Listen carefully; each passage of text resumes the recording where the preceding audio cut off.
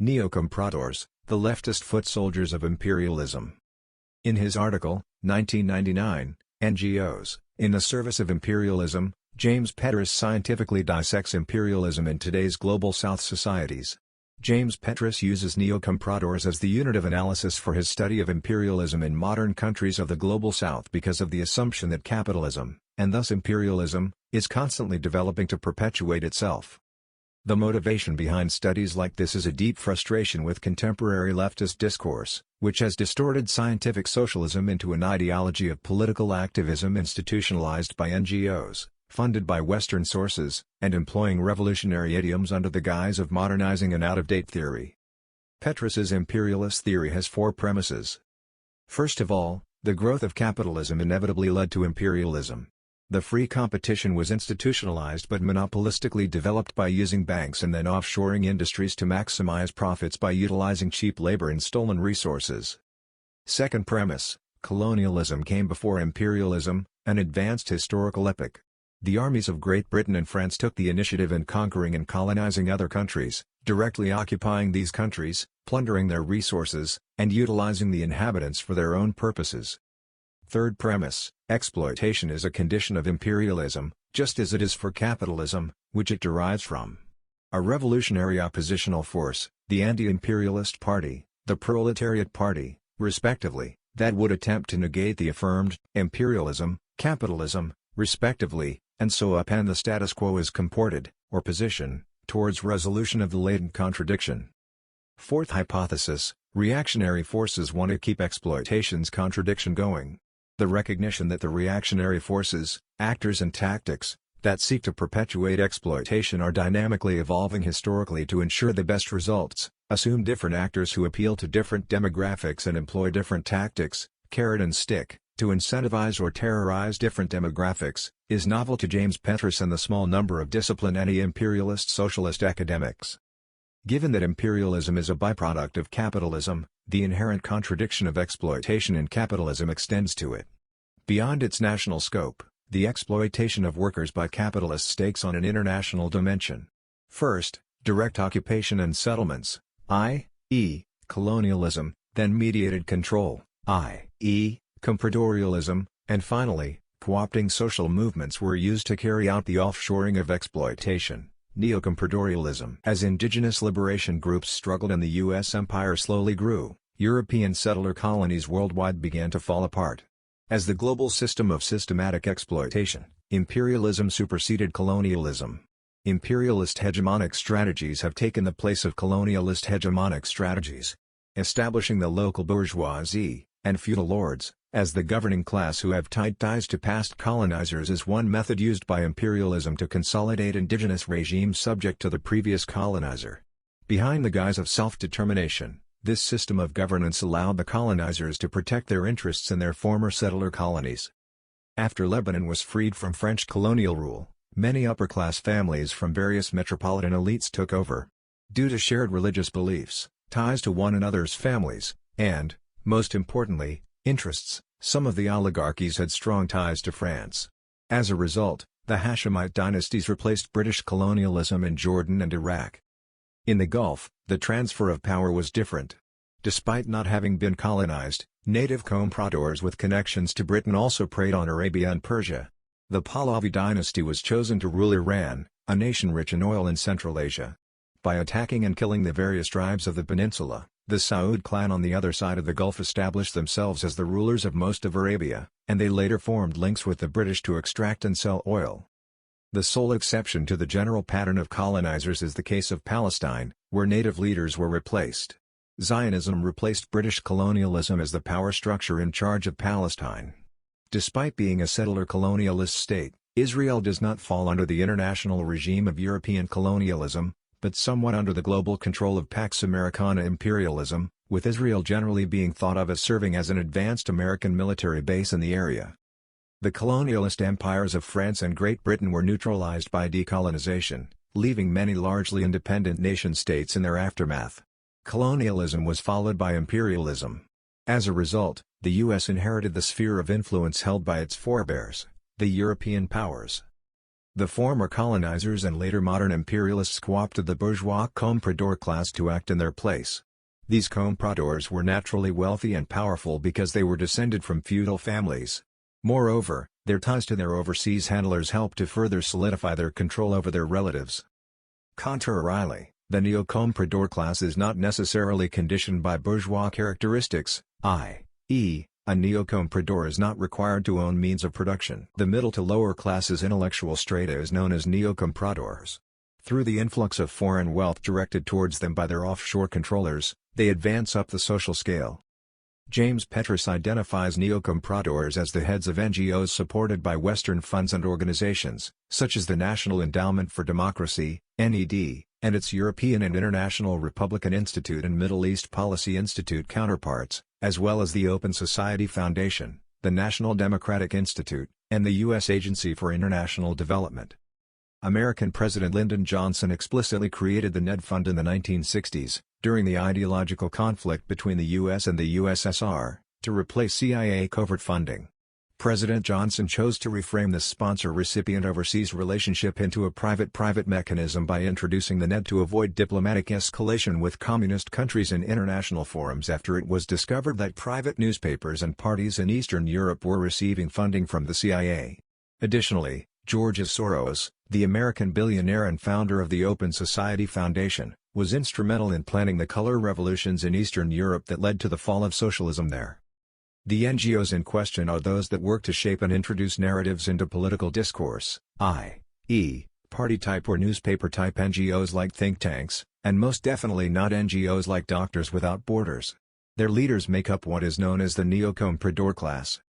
The NGO leaders can be thought of as a sort of neo-comprador group that doesn't produce any useful commodities but instead works to produce services for the donor countries, primarily trading in domestic poverty for personal benefits. J. Petras, 2007, p:430. Since NGO work is service-oriented and doesn't produce goods, it is considered unproductive labor. However, even the services they offer are strange. They should be placed in a different category than professionals, such as teachers, nurses, and social workers who provide services essential to the growth and advancement of society. Although many NGO executives portray themselves as full-time human rights advocates, this is neither necessary nor productive work nor political work. As Petras put it, it is taking advantage of their relatives' poverty to gain support for their movements that seek to advance imperialism's security and economic interests in exchange for consistent, sizable salaries that enable them to advance in society despite not being members of the national bourgeois. The intellectual background and speech style neo-compradors use to inspire people are two different characteristics. Petras notes the NGOs appropriate leftist terminology such as popular power, empowerment, gender equality, sustainable development, and bottom-up leadership. The issue is that this language is connected to a collaboration framework with donors and governmental organizations that prioritize activity. By creating these networks of neo-compradors, imperialism took advantage of its wrongdoings, namely, the exploitative social conditions brought on by neoliberalism, to propel its revolutionary foot soldiers. Ex-radical and pseudo-popular intellectuals could sell lucrative commodities to interested, concerned, and well-funded private and public foundations linked to European and U.S. multinationals and governments due to the growth of radical socio-political movements and struggles. The demand for neo-compradors by imperialism transformed political activism into a labor market. By competing to sell their revolutionary experience and potential to imperialist interests, unemployed intellectuals and undisciplined leftists. In times of crisis, neo-compradors emerge to oppose the government. Then, to advance their handlers' economic and security interests, they take control of social movements that develop in opposition to the government.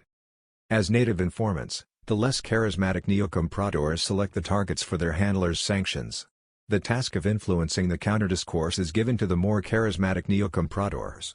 They frequently pose as human rights advocates promoting well-known movements like feminism, queer liberation, and anti-racism. Due to late-stage imperialism, a new socio-economic class known as neo-compradors has emerged. It frees intellectuals from their position in the lower middle class. To buy insurance in case the in-power reactionaries faltered, the West funded the NGOs as critics. The neo-comprador class is similar to the earlier comprador class but fundamentally different. The need to protect their national interests from a potential revolution drives the bourgeoisie to cooperate with imperialism in the case of compradors. When it comes to neo-compradors, their precarious economic situations are what drive intellectuals to work with imperialism. They are the ones that suffer from imperialism and the neoliberal financial system it upholds.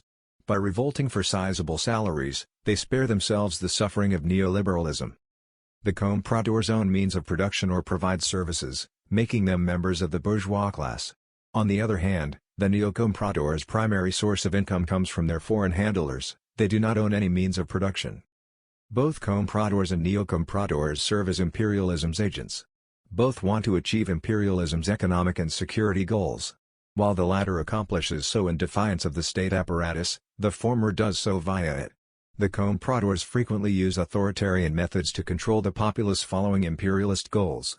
In contrast, the latter use populism to stifle any potential anti-imperialist, anti-capitalist revolution by co-opting national dissent. Neo-compradors engage in complementary activity at the bottom, neutralizing and fragmenting the burgeoning discontent resulting from the savaging of the economy. According to the author. 440, J. Petras, 2007. Comparing the dynamics of the comprador and neo-comprador in the cases of Iran and Lebanon. In the event of a popular revolution, neo-compradors typically replace compradors. For instance, during the Cold War, Mohammad Reza Pahlavi, the final Shah of Iran, led the U.S. as its chief comprador, using one of the greatest forces to police the Middle East and counter communism and Arab nationalism. To put an end to the socialist uprising known as the Darfur Rebellion, which was growing against the Sultanate, the Shah sent troops to Oman. In the 1950s, he established a Beirut headquarters for the SAVAK, Iranian National Intelligence and Security Agency. He provided the far-right government of Shamoun with a great deal of assistance in fighting what he saw as radical Arab nationalism's growing influence. Compradors, or members of the bourgeoisie who collaborated with imperialism, were executed in large numbers in revolutionary courts after the Shah was forcibly overthrown in 1979 by the Islamic Revolution, which established an anti-imperialist regime to rule over Iran. Ahmad Baitbi, who became a symbol of anti-government demonstrations, was on the cover of The Economist in 1999. From The Economist. Following the revolution, all compradors were barred from dealing with the Iranian government. Thus, U.S. imperialism established neo-compradors to advance Iran's economic and security goals by toppling the country's now anti-imperialist government. Neo-compradors are often introduced as a replacement for compradors. However, occasionally they coexist. For instance, after the 2006 July battle in Lebanon, where Hezbollah had successfully repelled a significant Israeli invasion and imposed a deterrence equation, non-governmental organizations, NGOs, began to increase. At the same time that Hezbollah became a more substantial danger to American security interests, more Lebanese parties began urging the disarmament of the Lebanese resistance movement. The parties in the 14th of March coalition were at first at the forefront of this agenda. Compradors made up the coalition on the 14th of March. Most of them belong to the Lebanese bourgeoisie and are owners of banks, gas stations, and numerous other businesses. Additionally, the coalition parties of the 8th of March governed Lebanon for 18 years. Hezbollah was disarmed, but the 14th of March coalition failed to achieve the U.S. security goal of ousting them from power.